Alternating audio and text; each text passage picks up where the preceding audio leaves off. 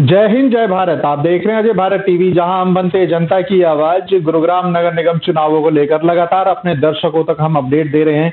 कौन प्रत्याशी हैं जो चुनाव मैदान में हैं और कैसे प्रत्याशी हैं जिनको वो जिताना चाहते हैं, या प्रत्याशियों में क्या क्या खूबियां हैं जो जनता से वो वोट मांग रहे हैं इस समय। इसी कड़ी में आज हम आए हैं वार्ड नंबर 2 से। वार्ड नंबर 2 से आपको हम लेकर के आए हैं प्रत्याशी जो कि आप जानते हैं, आप सबके बीच में रहने वाले हैं। आपका स्वागत है। सबसे पहले आपका परिचय हम जानना चाहेंगे, दर्शक हमारे जानना चाहते हैं आपके। नमस्कार सभी अजय भारत के दर्शकों को मेरा नमस्कार। मेरा नाम ज्योत्सना विपिन यादव है और मैं वार्ड नंबर 2 से एमसीजी की पार्षद के लिए भावी प्रत्याशी हूँ। जी, आपने कहा कि वार्ड नंबर 2 से आप पार्षद के प्रत्याशी हैं। भारतीय जनता पार्टी से आप टिकट की मांग कर रहे हैं। विश्व की सबसे बड़ी पार्टी है, आपको टिकट दे, आखिर किस आधार पे आप टिकट की मांग करते हैं? टिकट की मांग जो मैं करती हूँ वो हमारे कार्यशैली जो है, जो हमने इतने साल काम किया है, धरातल पे जो काम किया है, उसके बेसिस पे हम अपने लिए टिकट मांगते हैं। यहाँ पर जो हमारा वार्ड 2 है, इसमें डीएलएफ फेज 2, ढूंढाहेड़ा और गांव सिरोहल आता है। ये जो पूरा वार्ड है, ये ऐसा वार्ड है जहाँ पर जो भी हमारे वोटर्स हैं वो सारे एकत्रित होकर चाहते हैं कि हमें टिकट मिले और हम जीते। जी, आपने बिल्कुल सही कहा कि वोटर्स चाहते हैं आपके। लेकिन यदि वोटर्स की अगर हम बात करें, वोटर्स जब वोट देने जाते हैं तो वो सोचते हैं कि हमारा जो पार्षद हो वो हमारे बीच का होना चाहिए। दूसरी बात होती है कि हमारी मूलभूत सुविधाओं को जानने वाला होना चाहिए। और क्या क्या खूबियां आपके अंदर है जो वोटर्स को आप रिझा पाएंगे अपने लिए वोट करने के लिए? देखिए, हम इतने सालों से यहाँ पर रह रहे हैं, तो जो भी प्रॉब्लम्स यहाँ पर हम लोग फेस कर रहे हैं, उन सारी प्रॉब्लम्स के बारे में हमें पता है और उनका सोल्यूशन ऑफ कोर्स हम जानते हैं कि कैसे होगा।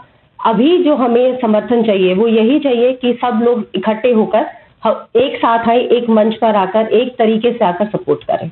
जी, अगर समस्याओं की बात करें, आपने देखा होगा, आपका विजन क्या रहेगा? क्या क्या समस्याएं आपके वार्ड की हैं जिनको आप दूर करना चाहते हैं अपने वार्ड वासियों को? समस्याएं, देखिए, जब भी आप बात करेंगे समस्याएं कभी खत्म नहीं होती हैं, ये बात मैं भी मानती हूँ। हमसे पहले भी काम हुआ है, लेकिन सफाई जो है, पानी है, ब्यूटिफिकेशन ऑफ द सोसाइटी है, ये बहुत सारे ऐसे मुद्दे हैं, सिक्योरिटी है, जो हमेशा कंसर्न रहता है किसी भी सोसाइटी के लिए। क्योंकि सबसे ज्यादा जरूरी जो चीज है जब भी आप एक सोसाइटी की बात करते हैं, वहां पर सिक्योरिटी एंड सैनिटेशन वाला जो पार्ट है वो इम्पोर्टेंट रोल प्ले करता है। तो आप इन मुद्दों को लेकर के चल रहे हैं, आपको जनता वोट भी दे, इसके बाद में आप पार्षद बनते हैं और पार्षद बनने के बाद में जनता के लिए सबसे पहले कौन सा वो काम है जो आपको लगता है कि वो होना चाहिए, वो उनकी सुविधा के लिए बहुत जरूरी है आज के समय? देखिए, मेरे हिसाब से पानी की एक ऐसी समस्या है जो बहुत लंबे समय से हमारा जो ये वार्ड है वो फेस कर रहा है और उसका सोल्यूशन होना सबसे ज्यादा जरूरी है। हालांकि इस पे हमारा जो पहला कदम है वो हम ले चुके हैं।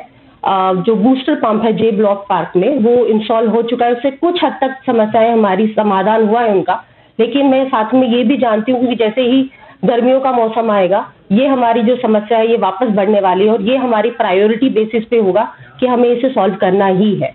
जी, तो आपने देखा ज्योत्सना जी का विजन, आपने देखा ज्योत्सना जी टिकट मांग रही हैं अपने काम के दम पर, अपने जो विजन है उसके दम पर। इसी के साथ हम बात करेंगे विपिन यादव जी से, जो कि बताएंगे इस बारे में ज्यादा जानकारी। के लिए हम उनके पास चलते हैं। विपिन यादव जी, स्वागत है आपका हमारे चैनल में। सबसे पहले हम जानना चाहेंगे, ज्योत्सना जी जो कि आपकी धर्मपत्नी है, उनको चुनाव मैदान में आप लेकर के आए हैं, आखिर क्या कुछ वो कारण है, किस कारण से आप चुनाव मैदान में जनता के बीच में वोट मांगने जा रहे हैं? क्या वार्ड है जो आपका, उसकी जो समस्या है, क्या जो वार्ड है आपको उन सारी समस्या को आप जानते हैं, सारी समस्या को समाधान कराने का ब्लूप्रिंट आपने कोई तैयार कर लिया है, उसके बारे में बताइए दर्शकों को। मैं आपको इतना ही कहना चाहूंगा कि खींचे बिना कमान के चले ना कोई तीर, और बिना करे पुरुषार्थ के साथ ना दे तकदीर। जी, पिछले 4 साल से दिन रात निरंतर हमारी टीम लगी हुई है अपने क्षेत्र की समस्याओं को उठाने में। आप बात कर लें ढूंढाहेड़ा की, ढूंढाहेड़ा में जिस प्रकार सड़कों के ऊपर वहां पर रोड के ऊपर आपने देखा होगा कि ठेके खुले हुए, हजारों लोग मिलकर दारू पी रहे होते हैं। एक ऐसा माहौल होता है कि हमारी गांव की बहन बेटी बाहर नहीं निकल सकती। हमारी टीम वहां गई, हमारी टीम ने वहां पुलिस प्रशासन का साथ लेकर ये सुनिश्चित किया कि उस चीजों को कंट्रोल किया जाए और जैसा चाहिए वैसा किया जाए।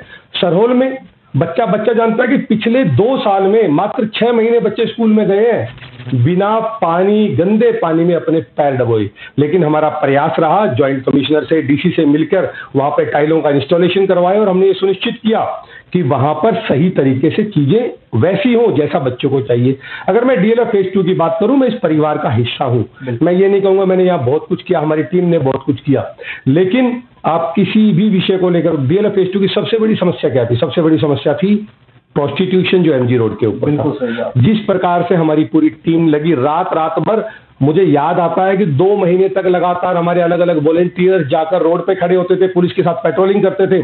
मुझे याद आता है कि sector 29, DLF phase 1, DLF phase 2, DLF phase 3, 4 police station लगते हैं एमजी रोड के ऊपर, और इसके अलावा एक और police station, MG road police station, traffic police. Yes, इन सबके बीच में कोऑर्डिनेशन कराना। And it happened for the first time कि मैं चारों एसएचओ को साथ बैठाया, सीपी मैम हमारी हुआ करती थी अपने साउथ इंडिया से, उनके साथ, और ये सुनिश्चित किया कि इस समस्या का समाधान हो। मैं ये नहीं कहता समाधान हो गया, लेकिन जितनी मेरी क्षमताएं थी मैंने वो किया, और मैं ये गारंटी लेता हूं कि 70 से 80% तक वो समस्या सॉल्व हो गई। मुझे याद आता है कि 2023-2024 के अंदर पानी की इतनी बड़ी समस्या हो गई थी डीएलएफ फेज 2 के अंदर कि पानी के लिए त्राई का विषय आ गया था। लेकिन उस समस्या का समाधान करने के लिए कुछ चीजें, कहते हैं ना, आउट ऑफ ट्रैक भी करनी पड़ती है। जिस प्रकार से हमने बूस्टर को इंस्टॉल करवाया और ये सुनिश्चित किया, पानी की समस्या अब भी है, लेकिन मैं ईमानदारी से बताऊं शायद 70% तक कम है जो 2024 में थी। जबकि 2024 से लेकर 2025 में जब हम एंटर हुए हैं तो पिछले 1 साल में लगभग 250 नए फ्लैट लोगों को दिए जा चुके हैं। यानी कि लगभग, अगर एक फ्लैट में 4 लोग भी रहते हो बिल्कुल, तो 1000 लोग नए आ चुके हैं। छोटी छोटी समस्याएं हमने एमसीजी और डीएलएफ को साथ मिलाकर मीटिंग्स की और ये सुनिश्चित किया कि दोनों मिलकर साफ सफाई के ऊपर इंप्रूवमेंट करें। आपको ध्यान में आया होगा कि लोकसभा चुनाव के दौरान जिस प्रकार लाइट, पानी और बिजली की इन अफसरों ने जानबूझकर सुनिश्चित किया कि सरकार के ऊपर वो विषय आए। आप अभी नोटिस कर रहे होंगे, अभी जैसे ही चुनाव डिक्लेयर हुआ है 2-3 दिन से पानी की समस्या को जानबूझकर उठाया जा रहा है। ये छोटी छोटी बातें हैं, लेकिन कोई बात नहीं, लोकसभा में लोगों ने जवाब कम दिया, लेकिन बाद में विधानसभा में ये दिखा दिया, हरियाणा विधानसभा ने ये दिखा दिया, पूरे देश को बता दिया कि सही अगर इंसान आपके साथ है तो चीजें बदलती हैं। हरियाणा में लोगों ने भाजपा को जिताकर ये सुनिश्चित किया। उसके बाद आज दिल्ली के नतीजे आए हैं, बीच में महाराष्ट्र के नतीजे आए हैं, चीजें बदल रही हैं, बेहतर हो रही हैं और बेहतर होंगी, मुझे इसमें कोई शक नहीं है। बिल्कुल, आपने कहा कि इन सभी बातों के बीच में, जैसे कि अगर हम बात करें आपके डीएलएफ की, तो नॉर्मली कहा जाता है जो हाई राइज सोसाइटीज में या फिर हाई फाई क्लास है वो बाहर नहीं आती है, वोट नहीं करती है, चाहे वो कुछ भी हो जाए। तो ऐसे में उनसे वोटिंग की अपील कैसे करेंगे आप? किस तरह से घरों से निकाल के वोटर भविष्य में क्या करेंगे ये बात अलग है, मैं जरा पास्ट बता देता हूँ। जी बताएं। 2021-22 में हमारे यहाँ राठी साहब दिवंगत आत्मा बहुत अच्छे इंसान थे और वास्तव में उन्होंने पूरा प्रयास कर हमारे क्षेत्र में काम किया, लेकिन वोट हमारे यहाँ कास्ट हुई थी। उस समय हमारी बहन रमा रानी राठी जी ने चुनाव लड़ा और 1587 कुछ, मुझे ऐसा फिगर ध्यान आता है कि इतनी वोट कास्ट हुई थी। और उस फिगर को लोकसभा चुनाव में 6000 तक पहुंचाने का हमने काम किया। हमारी पूरी टीम ने पिछले लगभग 3 साल में 4500 से ज्यादा नए वोटर्स को ये सुनिश्चित किया जो डीएलएफ फेज 2 में रह रहे हैं। दिल्ली से आकर हमारे यहाँ ज्यादातर लोग रह रहे हैं कि भैया अपने आप वोट बनवाइए ताकि आपके हक की लड़ाई सही जगह पे लड़ी जा सके। और हमने 5991 यानी कि लगभग 6000 वोट ये सुनिश्चित किया कि क्षेत्र से डले, क्योंकि जब आपकी वोट का एक रिप्रेजेंटेशन होता है तो लोग आपकी बात सुनते हैं। अब आपने कहा कि आप करेंगे कैसे, मैंने बताया हमने किया कैसे, और आज बता रहे हैं कि अब आने वाले चुनाव के अंदर इस 6000 के फिगर को भी बढ़ाकर 6,500 से 7,000 तक ले जाने का काम करेंगे। और उसके लिए कुछ नहीं करना, हमारी पूरी टीम लगी हुई है डोर टू डोर जाने में, लोगों से 1 to 1 कनेक्ट करने में। यहाँ बच्चे को पता है कि ज्योत्सना विपिन यादव एंड टीम ने क्या किया, कैसे किया। सबको याद है तिरंगा यात्रा, सबको याद है वो राम रथ यात्रा जब 15 दिन तक लगातार हम डोर टू डोर गए थे, जिसकी चर्चा हरियाणा के गली गली में थी। दिल्ली की राजधानी में भी जब मैं गया तो मुझे बताया यार गुड़गांव में डीएलएफ है, वहां पे कुछ ऐसा कार्यक्रम हुआ। ये चर्चाएं वहां तक हैं। हमारे लोगों ने देखा है बदलाव को आते, हमारे लोगों ने देखा है कि जब हमारी क्लब की समस्या खड़ी हुई तो पूरी टीम लगकर जब जैसे जो जरूरत थी हमने अपनी आवाजें उठाई है। हाँ, ये एक रियलिटी है कि जब तक आप खुद उस चेयर पे नहीं होते, सत्ता में नहीं होते, तो शायद उन समस्याओं का वैसा समाधान, उतना बेहतर समाधान नहीं कर पाते जल्दी। लेकिन अब बहुत देर नहीं है, सभी क्षेत्रवासियों से दिल से निवेदन है कि अब तक जो किया वो एक ट्रेलर था, मूवी अभी बाकी है। आप डीएलएफ फेज 2 और वार्ड नंबर 2, चाहे उसके अंदर डुंडाहेड़ा आए, चाहे शिरहोल आए, गुरुग्राम की ही नहीं पूरे हरियाणा की सबसे बेहतर क्षेत्र, सबसे बेहतर वार्ड बनाकर दिखाएंगे। ये ईमानदारी से आप सभी से मेरा एक कमिटमेंट है। बहुत बहुत धन्यवाद आपका बात करने के लिए। तो दर्शकों, देखा आपने कि विपिन जी और ज्योत्सना जी दोनों का जो विजन है वो एक ही है कि अपने वार्ड को पूरे हरियाणा में सबसे बेहतर वार्ड बनाना, और हो भी क्यों ना, क्योंकि इतने समय से ये जनता के बीच में है, जनता का प्यार और इनके साथ में जो जुड़ाव है वो हमने भी देखा, कई बार हमारे दर्शकों ने भी देखा जब हम खबर दिखाते हैं उनकी।